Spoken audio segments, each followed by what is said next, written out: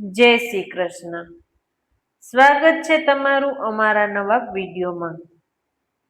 આપણા ભારત વર્ષમાં ઘણી વ્રત કથાઓ છે, જેમાં વીર પહલીથી માંડીને સંતોષીમાં, જયા પાર્વતી, જીવંતિકામાં, એ વ્રત જે વ્રત આવા ઘણા વ્રતો આ દેશમાં પૂજાય છે. એક એક વ્રતની પાછળ કથાઓ પડી છે અને આપણા જીવનમાં એની ઘણી પ્રેરણા મળે છે. આપણા જીવનના એ વ્રતના પુણ્ય પ્રતાપે સારા એવા પરિણામો પણ આવે છે. તો આજે આપણે એવી જ એક વ્રત કથા જે છે એ વ્રત જીવ્રતની વ્રત કથા સાંભળીશું. એ વ્રત જીવ્રતનું વ્રત અષાઢ વદ તેરસથી અમાસ સુધી એમ 3 દિવસ કરવાનું હોય છે. વ્રત કરતાએ મીઠા વિનાનું ભોજન લઈ એકટાણું કરવાનું હોય છે. આખી રાતનું જાગરણ કરી માતાજીના ગરબા ગાય અને માતાજી સમક્ષ અખંડ દીવો રાખવાનો હોય છે. હવે આપણે એ વ્રત જીવ્રતની કથા સાંભળીશું. એક જમાનો એવો હતો કે જો સ્ત્રીની સંતાન હોય તો કોઈ તેનું મોઢું ન જુએ. વાંજિયાનું મોઢું કોણ જુએ, એમ કહી સૌ લોકો નિંદા કરે, તેને વગોવા રાખે. એક ગામમાં એક બ્રાહ્મણ દંપતી રહેતા હતા.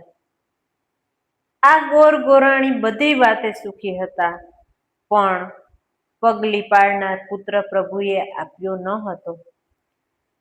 આથી આ દુઃખ તેમને સાલતું હતું.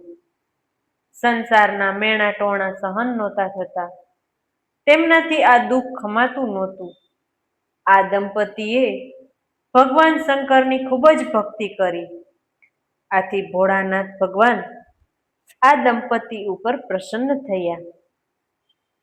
ભોળાનાથ આ બ્રાહ્મણ પર અતિ પ્રસન્ન થઈ અને કહ્યું કે તારે ત્યાં પુત્રનો જન્મ થશે, પણ તેને પરણાવવા માટે પ્રયત્ન કરીશ નહીં.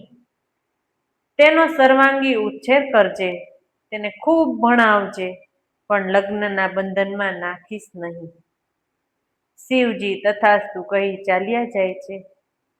બ્રાહ્મણ પ્રસન્ન ચિત્તે ઘરે આવે છે. પોતાની પત્નીને બધી જ વાત કરે છે. પત્નીના હર્ષનો તો પાર નથી રહેતો. સમય જતા શિવજીના આશીર્વાદ પ્રમાણે પુત્ર રત્નનો જન્મ થાય છે. પુત્ર ઘણો જ રૂપાળો હોય છે.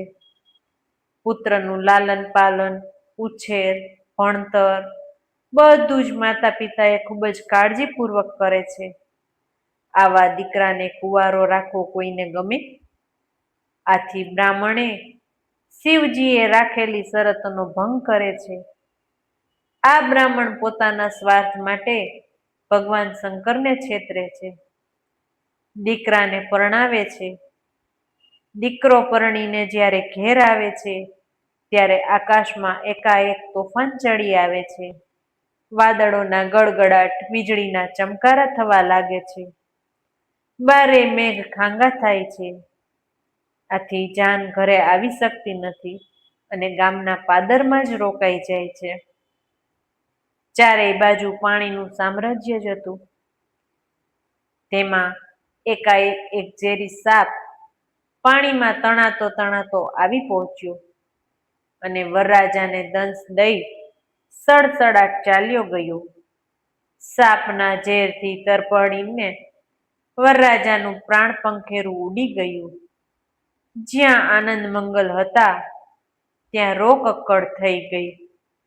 પુત્રના મૃતદેહને ગામમાં લઈ જવા બધા જ તત્પર થઈ ગયા. આ જોઈ નવપરિણીતા બોલે છે કે ગામમાં જેને જવું હોય તે જાઓ, હું તો મારા પતિદેવની સાથે અહીં જ રહીશ. જ્યાં તે ત્યાં હું.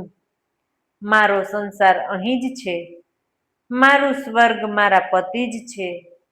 હું એમની સાથે અહીં જ મારા દેહનો ત્યાગ કરીશ. ગામના આગેવાનોએ નવવધૂને ખૂબ જ સમજાવી, પરંતુ નવવધુ છે એ એકની બે ન થઈ. કોઈ તેને દ્રઢ સંકલ્પ પરથી ચલિત કરી શક્યું નહીં. ભયંકર ઘોર અંધારી રાત જામી. આવી મેઘલી રાતમાં બિહામણો બનીને ડરાવવા લાગી. વીજળીના ચમકારામાં દૂર એક મંદિરની ધજા ફરકતી જોઈ. પતિના મૃતદેહને લઈ જઈ તે મંદિરમાં આવી પહોંચી અને અંદર બારણું બંધ કરીને બેઠી. ચારેય તરફ મેઘનું તાંડવ મચ્યું હતું. આ સમયે મંદિરના પ્રાંગણમાં એવ્રતમાં આવી પહોંચ્યા. બારણે ટકોરા માર્યા. આથી નવવધુએ મંદિરનું બારણું ઉઘાડ્યું તો દેવીના દર્શન કર્યા. પરિણીતાએ પોતાની કથની રડતા હૃદયે દેવી માને કહી સંભળાવી. દેવીએ કહ્યું, હું એવ્રતમાં છું. પરિણીતા સ્ત્રીએ માટે એવ્રત વ્રત છે. જોકે દરેક વ્રત સુખ, શાંતિ અને અખંડ સૌભાગ્ય માટે જ હોય છે, પણ પતિના દીર્ઘાયુ માટે એ વ્રત ઉત્તમ છે. તારે અષાઢ વદ અમાસના દિવસે ઉપવાસ કે એકટાણું કરીને આદ્ય શક્તિ એવ્રતમાનું પૂજન કરવું, રાત્રે જાગરણ કરવું અને અખંડ દીવો પ્રગટાવી કથા કીર્તન કરવા. નવપરિણીતાએ બે હાથ જોડી એવ્રતમાનું વ્રત કરવા સંકલ્પ કર્યો. માં એવ્રત તો મૃતદેહ પર અમી દ્રષ્ટિ કરી અંતર ધ્યાન થઈ ગયા. પતિના શરીરમાં નવું ચેતન આવ્યું, નવી શક્તિ આવી, નવો જીવ આવ્યો, પણ આંખ ઉઘડે નહીં. એવ્રતમાના ગયા પછી જીવ્રતમાએ મંદિરમાં પ્રવેશ કર્યો. નવવધુએ માને પ્રણામ કર્યા. માએ પોતાની ઓળખાણ આપતા કહ્યું, તારા પતિને એવ્રતમાએ નવજીવન આપ્યું છે, પરંતુ તારે હજી એક બીજું વ્રત કરવાનું છે. તે છે જીવ્રત વ્રત. તે કરવાથી સંતાન જીવતા રહે છે. આ વ્રતની વિધિ એવ્રતના વ્રતની વિધિ પ્રમાણે જ હોય છે. નવવધુએ પ્રણામ કરી અને કહ્યું, હે જગદંબા, હું આપનું આ વ્રત જરૂર કરીશ. જીવ્રતમાં અંતર્ધ્યાન થયા. પછી નવવધુ તો પતિ આળસ મરડીને બેઠો થયો. પતિ પત્ની ઘેર આવ્યા. કુટુંબ વર્ગે વહુને પતિ ભક્તિ માટે અભિનંદન પાઠવ્યા. સૌએ શુભ આશીર્વાદ આપ્યા. નવવધુ તો એવ્રત જીવ્રત વ્રત કરી પતિ પરાયણ રહીને પતિની સંમતિથી કરવા લાગી. સમય જતા વ્રત ફળ્યા અને ઘેર પારણું બંધાયું. આ નવવધુની માફક જે કોઈ એવ્રત જેવ્રત વ્રત કરે છે તેને વ્રતનું ફળ અવશ્ય મળે છે.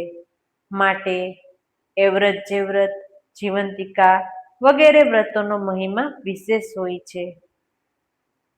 બોલો એવ્રત જીવ્રત માની જય.